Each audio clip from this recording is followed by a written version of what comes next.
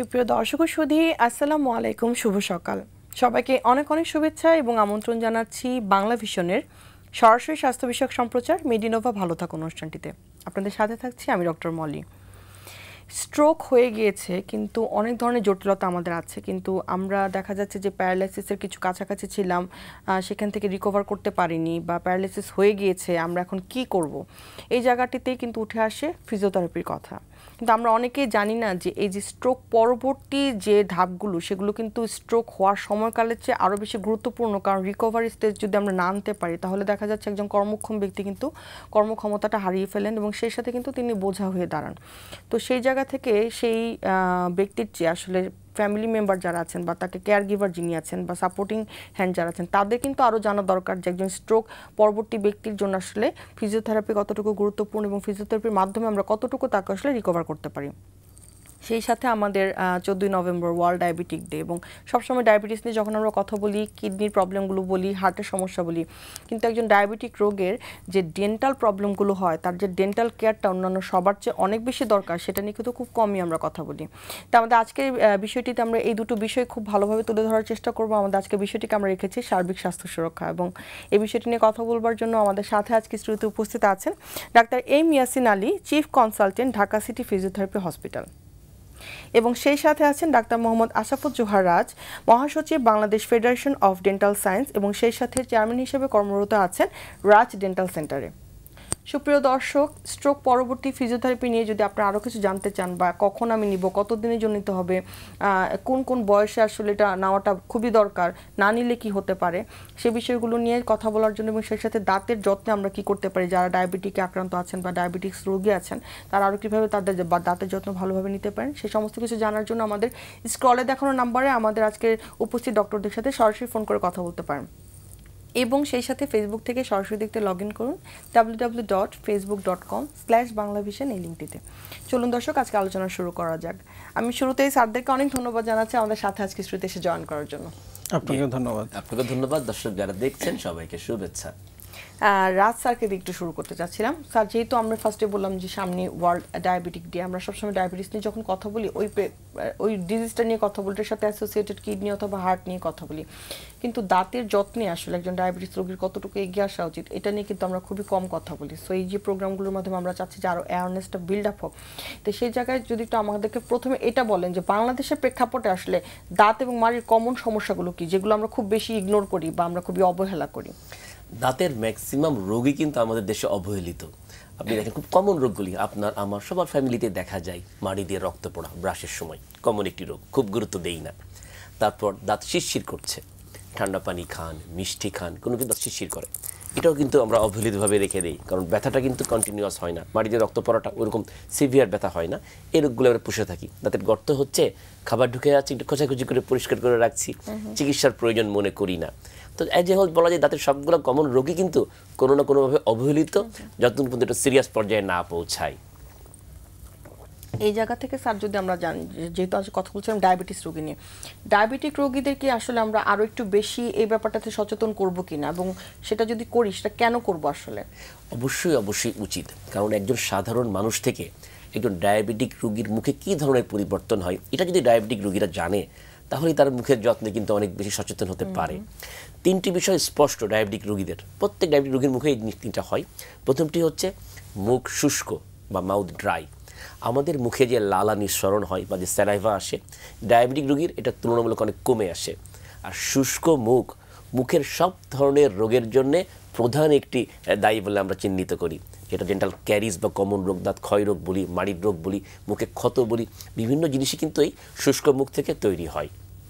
Second অপশনটি হচ্ছে আমরা জানি ডায়াবেটিক রোগীদের যে রক্ত সরবরাহ নালী সেটা মোটা হয়ে যায়, ফলে মুখের মধ্যে খুব কমনলি ব্রাশের সময় খেতে গেলে যদি কোনো আঘাত লেগে ক্ষত হয়, সেই ক্ষতটা শুকাতে সময় লাগে, কারণ আল্লাহ প্রদত্ত আমাদের রোগ প্রতিরোধ ক্ষমতাকে বাড়িয়ে দেওয়ার জন্য এই রক্তের যেই ফ্লোটি, সেই ফ্লোটি সহজে ওই টার্গেট এরিয়াতে পৌঁছায় না। আর থার্ড যে সমস্যাটি হয়, এটা আমরা অনেকেই ডায়াবেটিকরা জানে, ডায়াবেটিক নিউরোপ্যাথি, এটাও কিন্তু মুখে তার একটি প্রভাব পড়ে। মুখে জ্বালা পোড়া করে, খাওয়ার সময় এক ধরনের ঝাল লাগে, এই সবগুলো কিন্তু এই ডায়াবেটিক যে রোগী তাদের মুখে এটা হতে পারে। সেই জন্যই সাধারণ রোগীর থেকে ডায়াবেটিক রোগীদের কেয়ারটা নিতে হবে। আমরা কেয়ারে আবার আসবো এবং আরো কিছু সমস্যাগুলো তাদের কি হয় সেটা জানবো। আমরা একটু ইয়াসিন আলী স্যার কাছে আসছি। স্যার, যেহেতু আমরা কথা বলছিলাম যে স্ট্রোক, ওয়ার্ল্ড স্ট্রোক ডে ছিল অক্টোবরে, এবং সেই সাথে দেখা যায় কি স্ট্রোকটাকে ম্যানেজ করার জন্য আমরা বেশি আসলে সোচ্চার থাকি রেদার দেন স্ট্রোক পরবর্তী স্টেপসগুলো নেওয়ার জন্য। সেক্ষেত্রে আপনি যদি আমাদের সাথে একটু শেয়ার করেন যে স্ট্রোকটা আসলে কি, বা এটা হলে পরে আমাদের কি কি প্রবলেমগুলো হয়। অনেক ধন্যবাদ, খুবই গুরুত্বপূর্ণ বিষয়। আপনি যথার্থ বলেছেন, গত 29 অক্টোবর বিশ্ব স্ট্রোক দিবস ছিল এবং এই দিবসের প্রতিপাদ্য বিষয় ছিল এভরি মিনিট ইজ কাউন্টেবল, মানে প্রত্যেকটা মিনিট খুব গুরুত্বপূর্ণ। কেন? যে আপনি জানেন যে স্ট্রোক হলো আমাদের ব্রেনের মস্তিষ্কের রক্তনালীর রোগ, যেটাতে রক্ত সরবরাহ কমে গেলে এক ধরনের স্ট্রোক হয়, যেটাকে আমরা বলি ইসকেমিক স্ট্রোক। যখন রক্ত সরবরাহ বেড়ে যে ওখানে যদি রক্তক্ষরণ হয় তখন আমরা হেমোরেজিক স্ট্রোক বলি। এটাই দুইটা কারণ। তো এর ফলে যেটা হয় যে আমাদের এক সাইডের পক্ষাঘাতগ্রস্ততা তৈরি হয়, যেটাকে আমরা প্যারালাইসিস বলে জানি।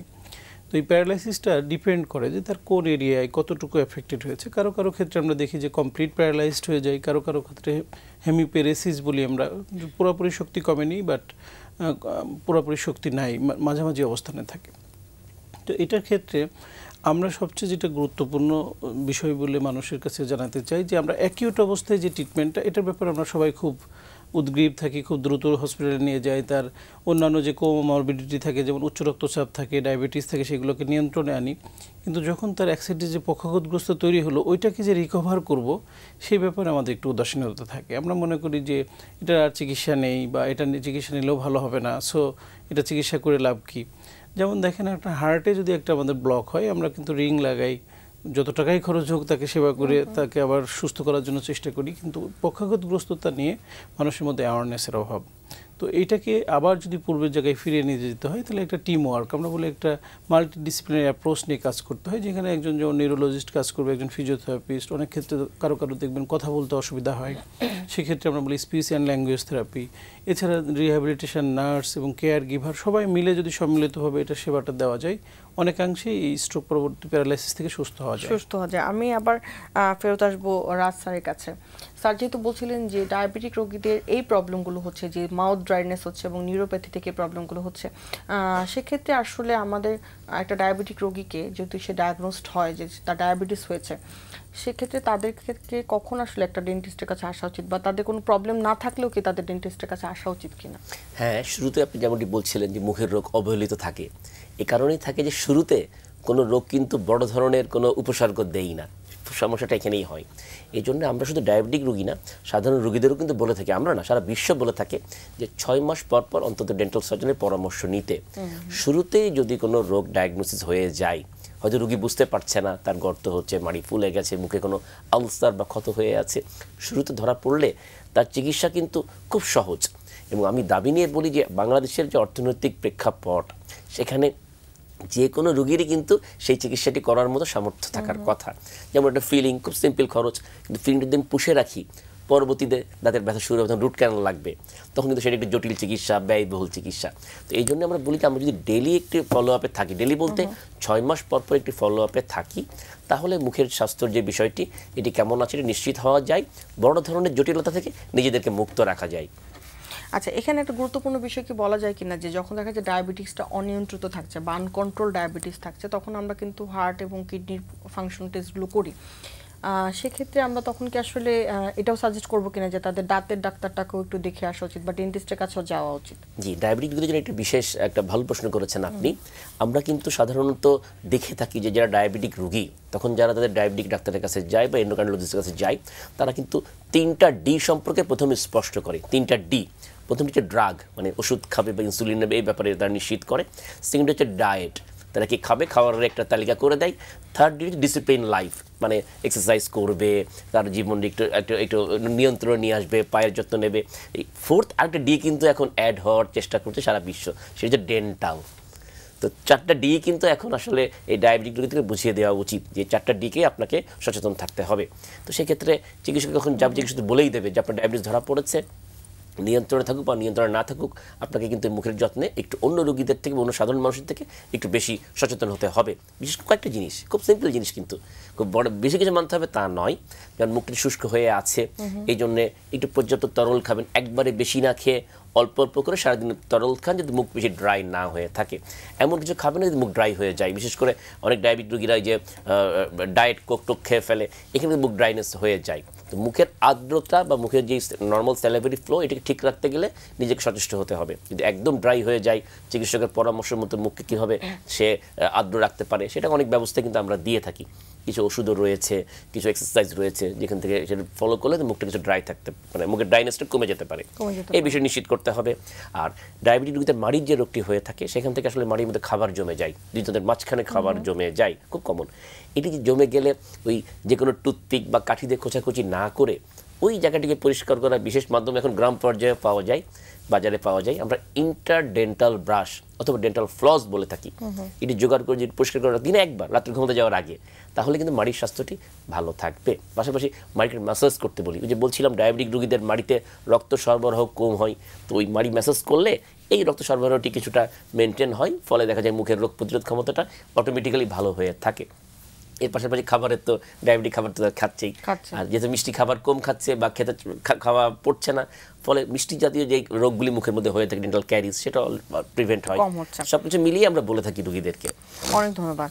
আমি আবারও একটু ইয়াসিন স্যারের কাছে আসছি, যে স্যার যেহেতু বলছিলেন যে স্ট্রোক পরবর্তীতে এই ধরনের এই রিহ্যাবিলিটেশনটা খুবই গুরুত্বপূর্ণ, সেক্ষেত্রে দেখা যাচ্ছে কি যে ডক্টর বলে দিয়েছেন, কার্ডিওলজিস্ট, যে আপনার স্ট্রোকের এখন এই মুহূর্তে একটা রিহ্যাবিলিটেশনের জন্য ফিজিওথেরাপি নিতে হবে, কিন্তু অনেকে ইগনোর করছেন, আসছেন না। তো দেখা যায় অনেক পরে আসছেন, সেক্ষেত্রে কি এরকম পেয়েছেন যে রোগীকে আর তখন ঠিক করা যাচ্ছে না বা কষ্টসাধ্য হয়ে যাচ্ছে? নিশ্চয়ই আমরা এরকম প্রায়ই পেয়ে থাকি এবং এটা খুব কমন একটা ফেনোমেনা। আমরা বিশেষ করে গ্রাম অঞ্চলের মানুষগুলো, তারা কিন্তু এই জিনিসগুলো নিয়ে খুব ল্যাক অফ অ্যাওয়ারনেসে থাকে। দেখা যায় যে কবিরাজের কাছে যায়, ঝাড়ফুঁক করে। অনেক সময় এমন একটা সময় আমাদের কাছে আসলো যখন খুব বেশি কিছু করার থাকে না। গবেষণায় বলছে যে স্ট্রোকের প্রথম দিন থেকে 90 দিন পর্যন্ত একটা গোল্ডেন আওয়ার, মানে 90 দিনকে একটা আওয়ারের সাথে তুলনা করছে। সো এই সময়টা খুবই গুরুত্বপূর্ণ। এই সময় যদি আমরা প্রপার ম্যানেজমেন্ট নিতে পারি এবং দেখা যায় যে এই রিহ্যাবিলিটেশন পিরিয়ডটা এই 3 থেকে 4 মাসের মধ্যে রোগী সুস্থ হয়ে যেতে পারে। কিন্তু যখন আমাদের কাছে একটা রোগী আসছে 1.5 বছর 2 বছর পরে, তাদের বেশ কিছু কমপ্লিকেশন থাকে। যেমন তাদের এক সাইডের যে হাত পায়ের শক্তি তো নাই, সাথে তার জয়েন্টগুলো স্টিফ হয়ে যায়। আমরা মেডিকেল ভাষায় বলি হেমিফ্লেজিক একটা গেট তৈরি হয়, সে হাঁটেও পাটা এরকম সামনের দিকে নিয়ে হাতটা এরকম স্টিফ হয়ে যায়। তখন এখান থেকে রিকভার করাটা আসলেই কঠিন হয়ে পড়ে। অথচ এই রোগীটা যদি প্রথম দিকে আসতো, এমন হতে পারতো যে 2 থেকে 3 মাসের মধ্যে সে সম্পূর্ণ সুস্থ হয়ে যেতে পারতো। অনেক ধন্যবাদ স্যার। এক্ষেত্রে কি স্ট্রোকের ধরনের উপর ডিপেন্ড করে কিনা, নাকি সবসময় বয়সেরটাই আমরা মেনটেন করি, যে ফার্স্ট ডিগ্রি স্ট্রোক বা সেকেন্ড ডিগ্রি বা থার্ড ডিগ্রি, এই ধরনের বিষয়গুলোতে কি আমরা আরও বেশি অ্যাওয়ারনেস করি কিনা, যে ফার্স্ট ডিগ্রি স্ট্রোক হয়েছে সেক্ষেত্রে না আসলেও হবে, এই ধরনের কোনো গাইডলাইন আছে কিনা? না, এক্ষেত্রে আমরা বলি যেমন মাইল্ড, মডারেট এবং সিভিয়ার, আপনি যেটা বললেন first degree, second degree, third degree. তো এক্ষেত্রে হয় কি যে মাইল্ড টু মডারেট হলে তাদের, বিশেষ করে ইসকেমিক স্ট্রোকের ক্ষেত্রে 2 থেকে 3 সপ্তাহে রোগী ভালো হয়ে যেতে পারে। এবং এখন রিসেন্ট একটা মানে ট্রিটমেন্ট বের হয়েছে, যেটা দর্শকদের উদ্দেশ্যে বলছি, যদি স্ট্রোকটা ধরা পড়ার পরে যদি সেটা বিশেষত হসপিটালে যেতে পারে এবং দেখে যদি এটা ইসকেমিক স্ট্রোক, তাহলে এক ধরনের থ্রোম্বোএম্বোলিক এজেন্ট ইনজেকশন আকারে দেওয়া হয়। দিলে তার ওই যে ক্লটটা জমা হয় ওটা দ্রুত রিকভার হয়, যেমন কোনো জটিলতাই থাকে না। এটা একটা ইস্যু। 2 নম্বর হলো, আমরা অনেক রোগী পাই যাদের ইসকেমিক স্ট্রোক হয়, প্রথম দিন থেকেই যদি তারা ফিজিওথেরাপি স্টার্ট করে, পাশাপাশি ওষুধ তো খাবেই, এই 2টা জিনিস সমন্বিতভাবে হলে আমরা দেখি 2 থেকে 3 সপ্তাহে ভালো হয়ে যেতে পারে। খুব সিভিয়ার হলে সেক্ষেত্রে অনেক সময় একটু সময় লাগে। আর আপনি যেটা বললেন, স্ট্রোকের মধ্যে তো ধরন আছেই, যেটা ইসকেমিক যদি হয় এটা প্রগনোসিসটা কম্পারেটিভলি অনেক ভালো। যদি হিমোরেজিক হয় এবং সেই হিমোরেজ এরিয়াটা কোথায় এবং কতটুকু এরিয়া ক্ষতিগ্রস্ত হয়েছে সেটার উপর ডিপেন্ড করে প্রগনোসিস, এবং সেটার ক্ষেত্রে অনেক সময় একটু ডিলে হয়। কিছু 10 to 20% রোগী অনেক সময় কমপ্লিট রিকভার হয় না, কিন্তু তাদেরকেও যদি প্রপার ট্রিটমেন্ট দেওয়া যায়, অন্তত নিজের অ্যাবিলিটিটা, নিজের চলাটা, হয়তো নিজের যে হাইজিন মেনটেন করা, একটু ওয়াশরুমে যাওয়া, নিজের কাজটুকু নিজে করা, একটু হেল্পিং হ্যান্ড সহযোগিতা নেওয়া বা হুইল চেয়ারে করে হলেও সে কিন্তু করতে পারে। অনেক ধন্যবাদ স্যার। আমরা বয়স্কদের ক্ষেত্রে আসলে স্ট্রোকের পরবর্তী রিহ্যাবিলিটেশনটা কতটুকু কার্যকর এবং কতটুকু সময় লাগে, আমরা কতদিন প্রসেসটা করবো সেটা একটু জানবো। রাজ স্যারের কাছে আবার একটু আসছি, যে স্যার আমাদেরকে বলছিলেন যে আমরা অনেকগুলো প্রসেস অ্যাপ্লাই করি, কিছু মেডিকেশন দিই, এটা মাড়িতে ব্লিডিং হচ্ছে, দেখা যায় যে ডায়াবেটিক রোগীদের কোনো একটা ইনফেকশন বা ইনফ্লামেশন হলে সহজে শুকাতে চায় না, ঘাটা একটু দেরি করে শুকায়। সেক্ষেত্রে কি আমরা কোনো প্রতিরোধমূলক ব্যবস্থা নিতে পারি কিনা, বা যদি হয়ে যায় আমরা ট্রিটমেন্ট আসলে কিভাবে করি? শুরুতে প্রতিরোধ বলতে তো মাড়ির যত্ন আমি বললাম, যে মুখের হাইজিনটা মেনটেন করতে হবে, কয়েকটা জিনিসের মধ্যে ব্রাশিং কথা বললাম, ফ্লসিং এর কথা বললাম, গাম ম্যাসেজের কথা বললাম। এবং কোনো কিছু লেগে থাকলে আসলে খুব বেশি খোঁচানো যাবে না কোনো কিছু দিয়ে, কারণ এটা ইনফ্লামেশন হয়ে গেলে সেটা শুকাবে না, ফলে কোনো রকমের ইনফেকশন ছাড়াই আমাকে জায়গাটাকে পরিষ্কার করে রাখতে হবে। আর যাদের এটা হয়েই গেছে এটা পুষে রাখবে না। আজকে আরেকটি বিষয় আমাদের সাথে আছে স্ট্রোকের বিষয়টি, এটিও অনেক দর্শক হয়তো এখনো জানে না, যে মুখের মধ্যে এই যে গাম যে ব্লিডিং হচ্ছে, মাড়ি ফুলে আছে, এটি দীর্ঘমেয়াদী রয়ে যায়, তাহলে স্ট্রোকের জন্য কিন্তু এটাও একটি দায়ী। কিভাবে এই মাড়ির রোগ যে ব্যাকটেরিয়া করছে বা যে জীবাণু করছে তারা নিজেরা, এবং তারা যে প্রোডাক্ট তৈরি করছে মাড়ির মধ্যে, যে ইনফেকশনের প্রোডাক্ট, সেটি কিন্তু আমাদের রক্তবাহিকায় মিশে যায় খুব সহজেই, এবং এই রক্তবাহিকায় মিশে যেয়ে তারা স্ট্রোকের মতো ভয়াবহ রোগ তৈরি করতে পারে। পাশাপাশি কিন্তু হার্টেও এটা একদম প্রমাণিত, অনেক জায়গায় গবেষণা হয়েছে এবং এখন এটা প্রমাণিত কথা যে এই দীর্ঘমেয়াদী মাড়ির রোগ হার্টের রোগ তৈরি করতে পারে, মানে হৃৎপিণ্ডের রোগ তৈরি করতে পারে, স্ট্রোকের মতো একটি বাজে অবস্থা তৈরি করতে পারে, ফুসফুসের রোগ তৈরি করতে পারে, হার্ট ক্ষয় করতে পারে, অনেকগুলো জটিলতাই কিন্তু হতে পারে দীর্ঘমেয়াদী মাড়ির রোগ থেকে। আর ডায়াবেটিক রোগদেরকে আরও জানতে হবে রোগীদেরকে, যে যাদের দীর্ঘমেয়াদী মাড়ির রোগ আছে এবং যারা ইনসুলিন নিচ্ছে, এই ইনসুলিনের কার্যকারিতার উপরেও কিন্তু খারাপ প্রভাব ফেলছে দীর্ঘমেয়াদী মাড়ির রোগ। ইনসুলিন নিচ্ছে, ঠিকমতো কাজ করছে না, ডাক্তার ঠিকমতো ডোজ মেনটেন করে, নিজেরা বুঝতে পারে কোথেকে এই ইনসুলিনের কাজ করছে না, এর পিছনে কিন্তু অল্প হলেও একটি দায়ী দীর্ঘমেয়াদী মাড়ির রোগ। কারণ ওই মাড়ির রোগটা যেটা তৈরি হয় সেটা ইনসুলিনের কার্যকারিতাকে কমিয়ে ফেলার মতো একটি তার প্রভাব থাকে। তো সুতরাং মাড়ির রোগ নিয়ে ডায়াবেটিক রোগীর বসে থাকার কোনো সুযোগ নেই, দ্রুত চিকিৎসা করে নিতে হবে, সিম্পল চিকিৎসা। ডাক্তার দেখে স্কেলিং করে দেবে, মাড়ির রোগ কেন হচ্ছে, খাবার জমে এবং প্লাগ পাথর জমে, সেগুলোকে সরিয়ে ফেললেই মাড়ি দেখা যায় 2-3 দিনের মধ্যে কিন্তু সুস্থ অবস্থায় ফিরে আসে। অনেক ধন্যবাদ। ইয়াসিন স্যার কাছে আবার ছিলাম, স্যার যে কথাটা বলছেন যে এখন দেখা যায় যে অনেক ইয়াং পেশেন্টরাও কিন্তু স্ট্রোক করছেন এবং দেখা যায় সিভিয়ারভাবে তারা এফেক্টেড হচ্ছেন এবং প্যারালাইজড হচ্ছেন। তো সেক্ষেত্রে কি সেই ধরনের পেশেন্টদেরকে আমরা আবার রিকভার করে তার কর্মক্ষমতা ফিরিয়ে আনতে পারছি কিনা, এই ধরনের এক্সাম্পল কি আমরা তৈরি করতে পারছি কিনা? হ্যাঁ, ধন্যবাদ আপনাকে, খুবই গুরুত্বপূর্ণ। আগে আমরা এটাই মনে করতাম যে স্ট্রোক বোধহয় একটু বয়স হলে হবে, অনেক সিনিয়র সিটিজেনদের হবে, অ্যাকচুয়ালি কিন্তু এখন শিশুদেরও হচ্ছে। আর মিডিল এজ বা যে এজ গ্রুপের কথা আপনি বললেন, এটা খুব হরহামেশাই আমরা পাচ্ছি, এবং এদের প্রগনোসিস কিন্তু ভালো যদি তারা যেহেতু তাদের মাসেল পাওয়ারগুলো দ্রুত ফিরে আসে। যেহেতু একটা মানুষকে আপনি দেখেন যখন 40 অ্যান্ড অ্যাবাভ হয় তার ডিজেনারেশনটা শুরু হয়, যখন সে 30, 35 বা 30, এখন তো আমাদের গড় আয়ু 73 ইয়ার্স, সো আমরা 55 বা 60 পর্যন্ত কিন্তু আমরা মিডিল এজই বলছি, এখন কিন্তু সিনিয়র সিটিজেন বলছি 60+। তো সেক্ষেত্রে এই গ্রুপ পিপুলগুলো যদি প্রপার ট্রিটমেন্ট পায় তারা কিন্তু তাড়াতাড়ি রিকভার হতে পারে। এবং এক্ষেত্রে সবচেয়ে গুরুত্বপূর্ণ যেটা, ওনারা কিন্তু বেশিরভাগই উপার্জনক্ষম ব্যক্তি পরিবারের। তো তাদের ক্ষেত্রে আমরা যেমন দেখি যে সিনিয়র সিটিজেনদের ক্ষেত্রে অনেকে গুরুত্ব দেয় না, যে আমি তো উনি তো বয়স হয়ে গেছে, আর ভালো হলেই কি না হলে কি পরিবারে কোনো কন্ট্রিবিউশন নাই। কিন্তু ইয়াংদের ক্ষেত্রে কিন্তু একটু আমরা ব্যতিক্রম দেখি, পরিবারের লোকজন সবাই খুব তৎপর থাকে তাকে প্রপার চিকিৎসা দেওয়ার ব্যাপারে, এটা অবশ্যই ভালো দিক।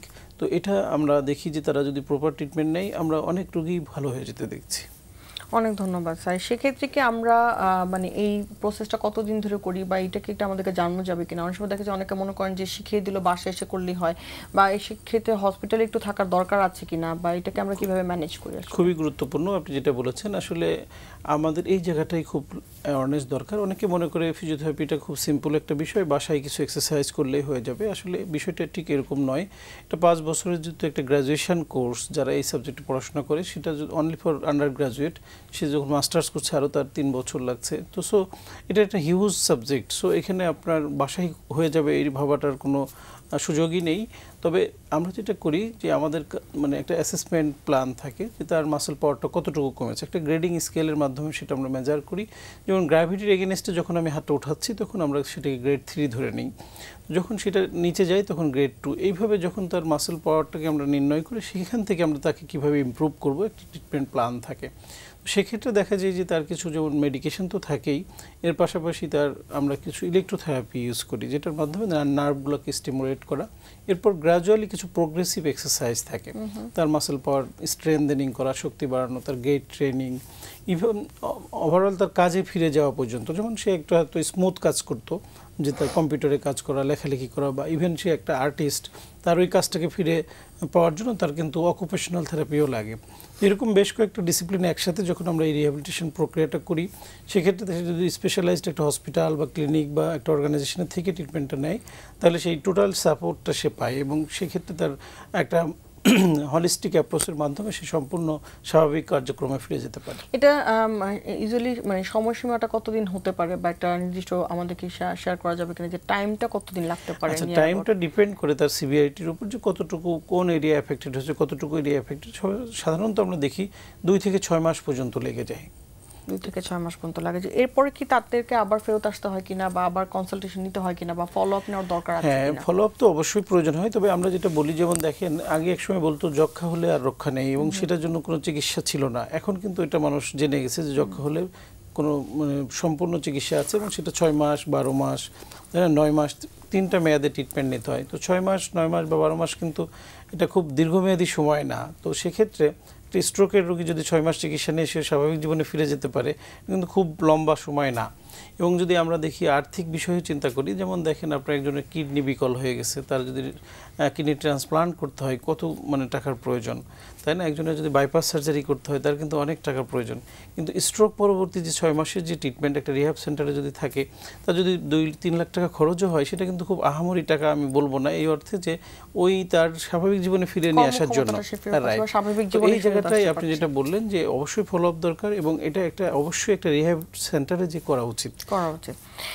আমি আবারও একটু রাজশাহীর কাছে ফেরত আসছি। স্যার যেহেতু একটা কথা বলছিলেন যে মারি ইনফেকশন হলে ডায়াবেটিস রোগীদের বসে থাকার কোনো সুযোগই নেই, সেই জায়গা থেকে যদি আমরা একটু বলি যে দেখা যাচ্ছে কি যে অনেক বেশি আনকন্ট্রোল ডায়াবেটিস এবং তার এই প্রবলেমগুলো আছে, তখন কি আমরা আসলে তাকে মেডিকেশন দিয়ে বা অ্যান্টিবায়োটিক বা এই ধরনের বিষয়গুলো দিয়ে কি তাকে কারেক্ট করি কিনা, এবং তাকে কি আমরা আসলে আরো ফার্দার মেজারমেন্টগুলো কি করি কিনা?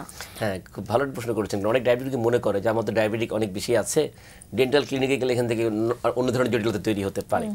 একজন ডেন্টিস্ট তার ডায়াবেটিকের মাত্রা কতটুকু আছে বা ব্লাড সুগারের মাত্রা কতটুকু আছে জেনে বুঝেই চিকিৎসা দেয়। প্রয়োজন অনেক ক্ষেত্রে দেখা যায় যাদের অনেক ডায়াবেটিস রয়েছে, তাদের যে ডায়াবেটিক ডক্টর তার সাথে কনসাল্ট করেই কিন্তু ডেন্টিস্ট সিদ্ধান্ত নেয়। তো সম্পূর্ণ নিরাপদ অবস্থায় নিয়ে এসেই সেই রোগীকে চিকিৎসা দেওয়া হয়। তাই বলে রোগ পুষে রাখার সুযোগ নেই। একজন ডেন্টিস্ট অবশ্যই বুঝবে যে কোন লেভেলের মাত্রায় আপনি কোন চিকিৎসা দিতে হবে এবং কোনটা নিরাপদ, সেটা জেনে বুঝে চিকিৎসা দেওয়া হয়। এটা চিন্তা করার সুযোগ নয় যে এখান থেকে আমার অন্য কোনো ক্ষতি হবে। এবং সেই সাথে অনেক সময় দেখা যায় কি যে ইমপ্ল্যান্টেশনের ব্যাপার থাকে, বা দাঁত তোলার যে বিষয়টি থাকে, যে আমরা তখন কি আমরা এক্সট্রাকশন বা এই ইমপ্লিমেন্টেশন এগুলোর জন্য কি তখন আমরা ডায়াবেটিক রোগীকে আদর্শ মনে করি কিনা, বা সেক্ষেত্রে আমরা কি করতে পারি যদি তার দরকার হয় সেটা করার? হ্যাঁ, ডায়াবেটিক যদি দরকার হয়, কারণ দাঁত তোলার যেটা বলছেন ওই যে অবহেলার কারণে মাড়ি রোগ থেকে দাঁত নড়ে যায়, তখন ফেলে দিতেই হয়। দাঁত ফেলে দেওয়ার সময় আমরা অবশ্যই ডায়াবেটিক কন্ট্রোল করে নেই।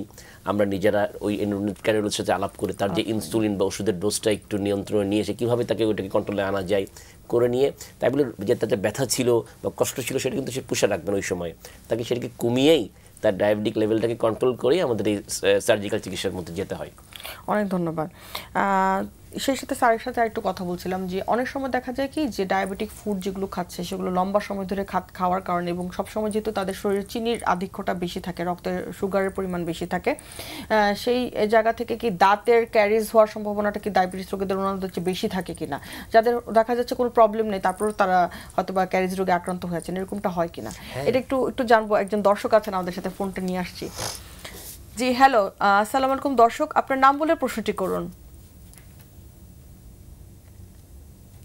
জি দর্শক, আমাদের শুনতে পাচ্ছেন? আমি আমার অ্যাক্টিভ স্ট্রোক হয়েছে, স্ট্রোক পরবর্তী সমস্যা নিয়ে গেলাম। তো এটা হচ্ছে যে আজ প্রায় 2 বছর, 23শে ডিসেম্বরে আপনি অ্যাক্টিভ স্ট্রোক করেছিল, এবং ওই যে বললেন সময়টা পার হয়ে তার ইনজেকশন দেওয়া সম্ভব হয়নি, সে তাকে রাখা হয়েছিল এবং 12 দিন তারপর বাসায় এবং তখন অর্থাৎ বেশ কঠিন অবস্থা ছিল বেডরিডেন। তো প্রথম দিন থেকেই তার থেরাপি দেওয়া হচ্ছে এবং যে থেরাপি দিচ্ছিলেন তিনি বলছিলেন যে প্রথম 6 মাস যে উন্নতি হয় পরে আর সেটা হয় না। তো লাকিলি অল্প সময়ের মধ্যেই বিছানা থেকে নামতে পেরেছে এবং একটু হাঁটতে শুরু করেছিল। এখন মোটামুটি গাড়িতে উঠতে পারে, গাড়িতে চলা পারে এবং যায়। কিন্তু আচ্ছা দর্শক, আপনি আমাদের সাথে থাকুন। আমরা যে জিনিসটা আমাদের বোঝার জন্য যেটা বলতে চাইছি, ওনার যে স্ট্রোক হয়েছে এবং স্ট্রোক পরবর্তীতে উনি ফিজিওথেরাপি নিয়েছেন, 6 মাস নিয়েছেন, ভালো ছিলেন, এরপর আবার নিয়েছেন, ভালো ছিলেন, কিন্তু বারবার নেওয়ার পরে ভালো থাকেন, এছাড়া ভালো থাকেন না। এই ধরনের ব্যাপারগুলোতে আসলে স্যার আমরা কি ধরনের সাজেস্ট করবো? তাহলে কি ফিজিওথেরাপি প্রপার হচ্ছে না, নাকি ওনার আরো ফ্রিকোয়েন্টলি নেওয়া উচিত? বা এই ক্ষেত্রে যেটা হয়, আমরা বেশিরভাগ ক্ষেত্রে দেখি রোগীদের মধ্যে যখন মনে করেন আমরা একটা নির্দিষ্ট গাইডলাইন করলাম যে ওনাকে এতদিন নিতে হবে, হয়তো উনি দেখলো যে 80% বা 75% ভালো হয়ে গেছে, তখন মনে করে যে আমি প্রতিদিন যাব, বা একটা কস্টিংয়ের ইস্যু থাকে, কাজের ব্যাঘাত ঘটে, কন্টিনিউ করতে চায় না। তো যার ফলে দেখা যায় জিনিসটা কিছুদিন পরে আবার ফের খারাপের দিকে চলে যায়, হয়তো তখন আবার সে কিছুদিন নিচ্ছে। এটা একটা ফিজিওথেরাপি চিকিৎসকের তত্ত্বাবধানে যদি সে তার গাইডলাইন অনুযায়ী ফলো করে, তাহলে কিন্তু এরকম ডিটোরিয়েট করার কথা না।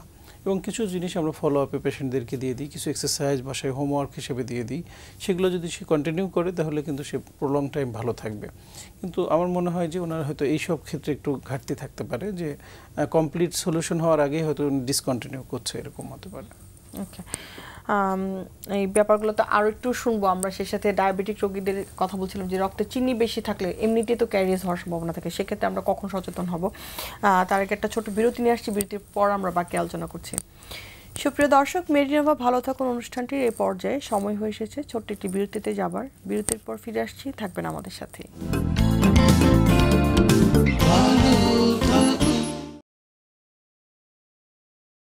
সুপ্রিয় দর্শক, বিরতি শেষে আবারও ফিরে এলাম মেডিনোভা ভালো থাকুন অনুষ্ঠানটিতে। আমাদের সাথে থাকার জন্য ধন্যবাদ। আজকে আমরা কথা বলছিলাম ডায়াবেটিক রোগীদের দাঁতের বিভিন্ন সমস্যা নিয়ে, এবং সেই সাথে স্ট্রোক পরবর্তী রিহ্যাবিলিটেশনটা কতটুকু গুরুত্বপূর্ণ। আমি একটু রাস্তার কাছে আসি। স্যার যেহেতু কথা বলছিলাম যে ডায়াবেটিক রোগীদের যতই তার ওষুধ খাক, এটা আসলে মেইন সমস্যাটা হচ্ছে হরমোনজনিত, যেটা হচ্ছে যে ব্লাডের মধ্যে আমাদের চিনির আধিক্য থাকে বা শর্করা বা গ্লুকোজের পরিমাণটা বেশি থাকে। সেই ক্ষেত্রে কি তাদের অন্যান্য রোগীর চেয়ে বেশি ক্যারিজ হওয়ার সম্ভাবনা থাকে কিনা? তো এই জায়গাতে আমরা আসলে কখন সচেতন হব, বা কত আগে থেকে আসলে নিজেদেরকে অ্যাওয়ার রাখবো এই বিষয়টিতে? শুরুতে এমনিতে স্বাভাবিক লাইফে সাধারণ মানুষেরই সচেতন থাকতে হবে, যাদের মুখের রোগ সবারই কম বেশি হয়। বা ডায়াবেটিক যখন সে ধরা পড়বে, সে জানবে তার ডায়াবেটিক হয়েছে, তখন কিন্তু তাকে মুখের যত্নে অন্যান্য সব কিছুর সাথেই সচেতন হতে হবে। কারণ মুখের রোগকে অবহেলা করার সুযোগই নেই। আপনি যেমন বলছিলেন ডেন্টাল ক্যারিজ বা দাঁত ক্ষয় রোগ, ডায়াবেটিক রোগীদের হওয়ার প্রবণতাটি অনেক বেশি থাকে, কারণ চিনির বিষয় রয়েছেই, পাশাপাশি মুখ শুষ্কের বিষয়ে আগেই বলেছি। দুটি কারণেই কিন্তু মুখের এই যে গর্ত বা ডেন্টাল ক্যারিজ খুব কমন দেখা যায়। তো যার ফলে যদি আমি ঠিক করে মুখের ওরাল হাইজিনটা মেনটেন না করি, মুখের আর্দ্রতা মেনটেন না করি, তাহলে ডেন্টাল ক্যারিজ যেমন হবে, মাড়ির রোগ হবে, মুখে ক্ষত বা আলসারও হবে। অনেক ধন্যবাদ। আমরা একটু জানবো ট্রিটমেন্ট সম্পর্কে। আমরা স্যারের কাছে একটু আসছি। দেখা যায় কি যে স্যার অনেক সময় রোগীরা দেখা যায় যে হসপিটালে ট্রিটমেন্ট নিচ্ছেন, কিন্তু একটা প্ল্যানোগ্রাম থাকে যে আমরা 21 দিনের ট্রিটমেন্ট দিব বা 42 এরকম উইকলি। তো এরকম কি প্ল্যানোগ্রাম আমরা করে থাকি কিনা, বা সেটা কিসের ভিত্তিতে করি আসলে?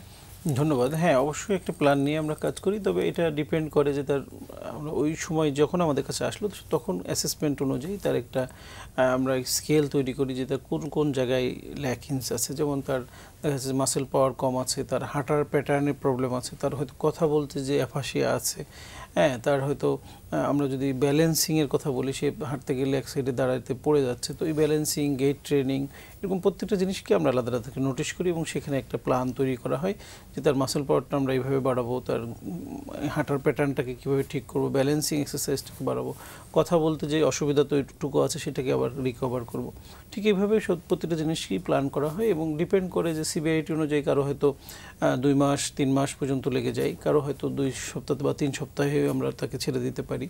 তো এটা অ্যাকর্ডিং টু সিভিয়ারিটি। 2 নম্বর হলো যে যখন আমাদের এখানে অ্যাডমিটেড থাকে তখন কিন্তু আমরা দিনে 3 বার করে ট্রিটমেন্টগুলো করি তার 8 আওয়ারলি। তো দেখা যায় যে খুব দ্রুত রিকভার হয়ে যায় এবং পেশেন্টদের যে মাসেল পাওয়ারগুলো কম থাকে, আমরা যদি ইলেকট্রোথেরাপির পাশাপাশি প্রোগ্রেসিভ যে স্ট্রেংথেনিং এক্সারসাইজগুলো আছে দিনে 3 বার করে করা হয় আর মনে করেন দিনে 1 বার করা হচ্ছে, দুটোর মধ্যে তো হিউজ ডিফারেন্স থাকে। আর এই প্রফেশনাল জায়গা থেকে যখন একজন কাজ করে তখন সে প্রত্যেকটা মাসেল পাওয়ারকে বাড়ানোর জন্য মাসেলের যে অরিজিন এবং ইনসারশন থাকে সেই অনুযায়ী আমরা ওই মাসেলগুলোকে বিল্ড আপ করার জন্য ওখানেই আমরা ফোকাস করি। কিন্তু একজন সাধারণ মানুষ মনে করলো যে উনিও তো এক্সারসাইজ করছে আমিও করছি, মানে ডিফারেন্সটা তো তার বোঝার কথা না। তো এই জায়গাটাই আসলে আমাদের একটু অ্যাওয়ারনেস দরকার। বিশেষ করে অনেকে মনে করে বাসায় যদি আমি এক্সারসাইজগুলো করতে পারি কেন আমি আবার সেন্টারে নিয়ে যাব। তো এই জায়গাটাই আমরা বলবো সাধারণ মানুষের মূল যে ফোকাসের জায়গা যে বাসায় আসলে ফিজিওথেরাপি হবে না, আপনাকে একটা রিহ্যাব সেন্টারে যেতে হবে অথবা একজন প্রশিক্ষিত যারা এই বিষয়ে পড়াশোনা করেছেন তাদের কাছে যে সেবাটা নিতে হবে। আচ্ছা, এক্ষেত্রে স্যার যদি একটা প্রশ্ন থাকে, অনেক সময় দেখা যায় অনেকের এমন সিচুয়েশন থাকে যে আসলে নির্দিষ্ট একটা সময়ে আসলে হসপিটালে থেকে হয়তো বা গ্রাম থেকে আসেন বা শহরের বাইরে থেকে আসেন, সেই ক্ষেত্রে আমরা আসলে বাসায় ফিজিওথেরাপি নেওয়ার জন্য কি আসলে সাজেশন করতে পারি কিনা, কোনো টিমকে আমরা সাজেস্ট করতে পারি কিনা বা তাদের কাছ থেকে হেল্পটা নিতে পারি কিনা? হ্যাঁ, এখন এই ক্ষেত্রে আমরা বলি যেমন একজনে হয়তো উপজেলা বা গ্রামে বসবাস করে, তার পক্ষে হয়তো দীর্ঘদিন একটা বিশেষায়িত হসপিটালে থাকা সম্ভব না, সেক্ষেত্রে তার যারা কেয়ার গিভার থাকে তাদেরকে আমরা কিছু ট্রেন আপ করি। এছাড়া এখন উপজেলা পর্যায়ে পর্যন্ত ফিজিওথেরাপি সেন্টার ডেভেলপ হয়েছে। আমরা বলি যে আসলে প্রত্যেকটা জিনিসই মানে যেমন বন্যরা বনে সুন্দর শিশুরা মাতৃ করে, প্রত্যেকটা কাজেই যেমন যে যে স্পেশালিটি নিয়েছে ওই সম্পর্কে সে বেশি ভালো জানে। যদি আপনি প্রপার সার্ভিসটা না পান আলটিমেটলি প্রফেশনেরও বদনাম হয়। যেমন আমরা অনেক রোগী পাই যে অনেক দিন ফিজিওথেরাপি নিয়েছি, স্যার ফিজিওথেরাপির নামই মুখে শুনতে চাই না, মানে খুবই একটা বিটার এক্সপিরিয়েন্স। তো এইগুলো আসলে আমরা বলবো যে বাসায় আসলে আমরা সবসময় ডিসকারেজ করি যে বাসায় আসলে এই প্রপার সার্ভিসটা হয় না। তো এই জন্য সেন্টারে অথবা নিকটস্থ কোথাও যেখানে এই সেবাটা ভালো মতো আছে সেখানে যে নেওয়া উচিত। অনেক ধন্যবাদ।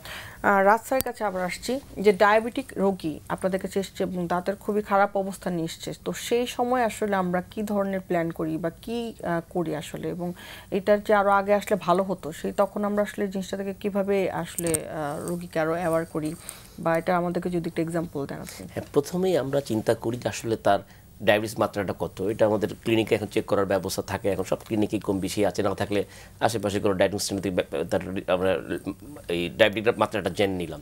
জেনে নিয়ে তার যে মেন কষ্ট বসে দাঁতে ব্যথার জন্য আসছে অথবা তার মুখে কোনো ক্ষত নিয়ে আসছে, মাড়িতে রক্ত পড়া নিয়ে আসছে, সেগুলোই মাত্রা নির্ণয় করি। করে ওইটার সাথে আমরা রেশিওটা মিলিয়ে ফেলি যে তার ডায়াবেটিক লেভেলটা এত আছে, এই লেভেল থেকে তাকে কী চিকিৎসা দেওয়া যায়। তাকে প্রাইমারি কষ্টটা আমরা লাঘব করে দিই, সেটা যেই মাত্রায় ডায়াবেটিক থাকুক না কেন এটা করে দিই। করে দেওয়ার পর তারপরে তাকে আমরা ওই ডাক্তারের কাছে পাঠিয়ে দিই যে আপনার লেভেলটি অনিয়ন্ত্রিত অনেক বেশি আছে, এটাকে নিয়ন্ত্রণ করে আসেন, অথবা আপনার যে লাইফস্টাইল সেটাকে মডিফিকেশান করে এটাকে নিয়ন্ত্রণ করে আনেন। খুব সময় লাগে না। সেই রোগী যদি চাই যে তার ডায়াবেটিস কন্ট্রোল করে চিকিৎসা নিতে, আমরা তো ম্যাক্সিমাম সময় দেখি আমাদের যে অভিজ্ঞতা, আমার প্রায় 27 বছরের প্র্যাকটিসের অভিজ্ঞতা, রোগীরা চাইলে এটা ম্যাক্সিমাম 5-7 দিনের মধ্যে কন্ট্রোল করে নিয়ে চলে আসে, একটা সহনীয় পর্যায়ে আসে, যেখান থেকে আমরা এই মুখের সব ধরনের চিকিৎসা রোগীকে দিতে পারি। প্রথমত আসলে আমরা তার মানে ইমিডিয়েট মেজারমেন্ট আসলে নিই, তার যে ইমার্জেন্সি কষ্টটি আছে, ব্যথা হোক রক্ত পড়া হোক, সেটাকে আগে প্রাইমারি ম্যানেজমেন্ট করে দেই, যে কোনো লেভেলে থাকুক না কেন। তার পরবর্তীতে তার ডায়াবেটিসের মাত্রার উপর নির্ভর করে নির্দিষ্ট চিকিৎসাটা দিয়ে থাকি। আচ্ছা, এক্ষেত্রে স্যার আপনার অভিজ্ঞতা যদি শেয়ার করেন যে মুখে খাওয়ার ওষুধ বা ইনসুলিনের মধ্যে আসলে ডিফারেন্সেসটা কি থাকে, কোন রোগীর আসলে বেশি আসে আপনাদের কাছে বা কারা বেশি আসে সাধারণত? আসলে ডায়াবেটিক মাত্রা অনিয়ন্ত্রিত থাকলেই রোগীদের যে কোনো সমস্যা হতে পারে, সেটা যদি ওষুধ খেয়ে কন্ট্রোল করতে পারে ভালো কথা, ইনসুলিন নিলে সেটা সেই রোগীর ভ্যারি করে সে কী নিচ্ছে, বাট মাত্রাটাকে কন্ট্রোল করতেই হবে তাকে। করলেই দেখা যাবে যে চিকিৎসা দেওয়াও সহজ, আবার রোগে হওয়ার যে প্রবণতা সেটির অংশ অনেক কমে আসছে। স্যারের কাছে যেটা আবার বলছিলাম যে স্যার আপনি বলছিলেন কি যে হসপিটাল থেকে নেওয়াটাই অনেক ইজি, কিন্তু যদি যারা মানে ঢাকায় আছেন বা ভালো ফিজিওথেরাপি সেন্টার আশেপাশে আছেন বা এতে তারা কি আসলে একটা নির্দিষ্ট সময় থাকার পরে পরবর্তী ট্রিটমেন্টটা কি কেয়ার গিভারদের মাধ্যমে বাসায় বা আপনাদের সেট আপ থেকে কি আবার কেউ বাসায় গিয়ে দেয় কিনা, এই ধরনের ব্যবস্থা আছে কিনা আমাদের? হ্যাঁ, এরকম কিছু ব্যবস্থা আছে, এবং যদি মনে করেন যে পেশেন্টটা একেবারেই হুইল চেয়ার বাউন্ডেড ছিল বা একেবারে হাঁটতে পারতো না, যখন দেখা গেল যে একটা সার্টেন টাইম পরে সে নিজে নিজে মুভ করতে পারছে, তখন আমরা তাকে বাসা থেকে এসে যে ট্রিটমেন্টটাকে নেওয়ার ব্যাপারে এনকারেজ করি। তাতে তার 2-3 জিনিস হয়। তার ভিতরে একটা কনফিডেন্স গ্রো করে যে না, আমি এখন মুভ করতে পারি। 2 নম্বর হলো, যখন বাসায় একটা মানুষ দীর্ঘদিন একা একা থাকে, তার মধ্যে একটা লোনলিনেস চলে আসে, ডিপ্রেশন চলে আসে। তো এইগুলো সেন্টারে যখন আসে, তার মধ্যে কিন্তু অনেকের সাথে কনভারসেশন হয়, অনেকে দেখে যে না, অনেকেই ট্রিটমেন্ট নিচ্ছে, আমি একা অসুস্থ না। তো এইসব বিষয়গুলোতে সে কিন্তু মোটিভেটেড হয়, এবং পরিবারের লোকজনকেও আমরা সবসময় এই ব্যাপারে এনকারেজ করি। একান্ত যদি সম্ভব না হয়, সেক্ষেত্রে আমরা আমাদের হোম সার্ভিসের কিছু ব্যবস্থা আছে, সেটা আমরা পাঠাই। অনেক ধন্যবাদ। এবং যদি স্যার একটু জিজ্ঞাসা করি যে এই যে এতগুলো রোগী আসছে এবং সেগুলোকে কারেক্ট করে আপনারা আবার পাঠাচ্ছেন বা এই ধরনের মেজারমেন্টগুলো নিচ্ছেন, তাতে কতটুকু আসলে সাকসেসফুল হচ্ছে, মানে কতটুকু আপনাদের স্যাটিসফ্যাকশন লেভেলটা কতটুকু থাকে? ধন্যবাদ। আমরা যেটা প্রথমেই বলেছি যে আসলে আর্লি ডায়াগনোসিস বা আর্লি ট্রিটমেন্ট শুরু করা, এটা প্রত্যেকটা রোগের ক্ষেত্রে আমি মনে করি যে গুরুত্বপূর্ণ। ঠিক তেমনই এটারও ব্যতিক্রম নয়। তবে আমরা আমাদের এক্সপিরিয়েন্স থেকে যেটা দেখি, যদি আর্লি আসে তাহলে সেই রোগীগুলোর প্রগনোসিস খুবই ভালো, এবং আমরা খুব কম সময়ের মধ্যে, মাত্র 2 থেকে 3 সপ্তাহের মধ্যেই অনেক রোগীকে সুস্থ হয়ে যেতে দেখি।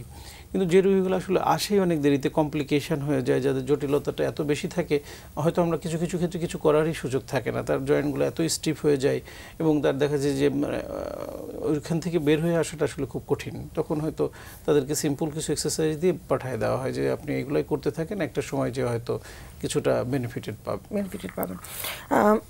আমি রাজ স্যারের কাছে আসছি, যেহেতু আমরা শেষ পর্যায়ে আছি, বাট তারপর একটু জানতে চাচ্ছি যে ডায়াবেটিক রোগীদের যে আমরা এই যে দাঁতের চিকিৎসা দিচ্ছি, সেক্ষেত্রে আসলে তারা কি অন্যান্য রোগীদের চেয়ে রিকভার করার একটু সময় লাগে নাকি, বা একটু বেশি সময় আসতে হয় আপনাদের কাছে, এরকম বিষয়টা হয় কেন? অনেক সময় দেখা যায় আমরা করি কি, একটা ট্রিটমেন্ট নিয়ে পরে কিন্তু আর আসি না, দেখা যায় তাতে কিন্তু অবস্থা আরও খারাপ হয়ে যায়। তো এরকম জায়গায় আমরা কাউন্সিলিং করি কিনা বা তাদেরকে ভালোভাবে ফলো আপ করি কিনা? খুব ভালো একটি প্রশ্ন।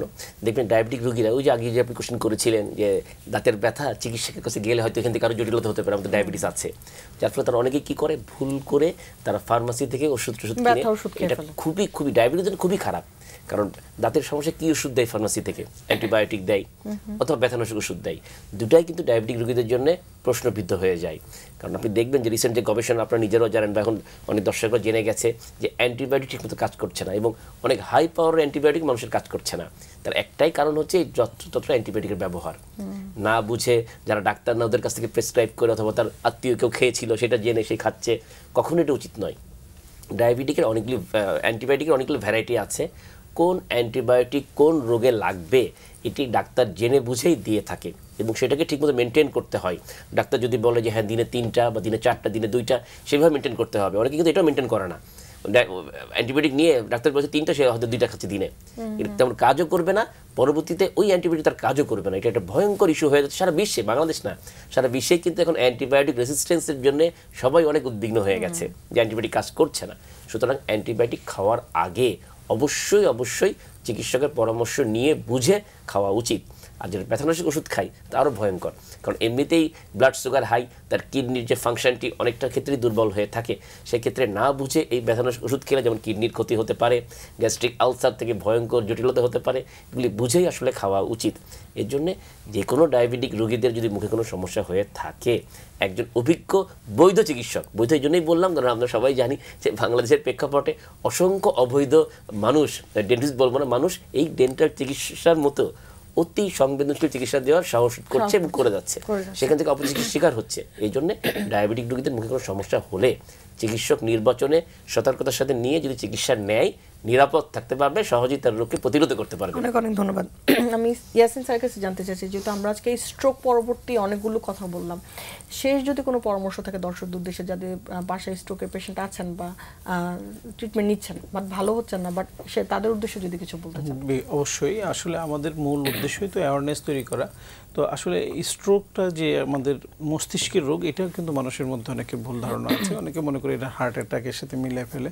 এই জায়গায় আমাদের সচেতন হতে হবে, এবং স্ট্রোক পরবর্তী প্যারালাইসিস যে ভালো হয় সেটাও আমরা অনেকে জানি না বা এটা নিয়ে আমরা অ্যাওয়ার না। তো আমরা যেটা দর্শকদেরকে বলতে চাই যে স্ট্রোক পরবর্তী প্যারালাইসিস সম্পূর্ণ ভালো হয়ে যেতে পারে যদি আমরা সঠিক সময়ে সঠিক চিকিৎসাটা নিই, এবং এটা একটা বিশেষায়িত সেবা।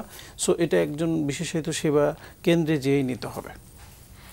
অনেক ধন্যবাদ। আমি ডক্টর রাজ স্যারকে এবং সেই সাথে ইয়াসিন স্যারকে অনেক ধন্যবাদ জানাচ্ছি আমাদের সাথে আজকে স্টুডিওতে এসে জয়েন করার জন্য, আপনাদের মূল্যবান বক্তব্য আমাদের সাথে শেয়ার করার জন্য। ধন্যবাদ। আপনাকে ধন্যবাদ।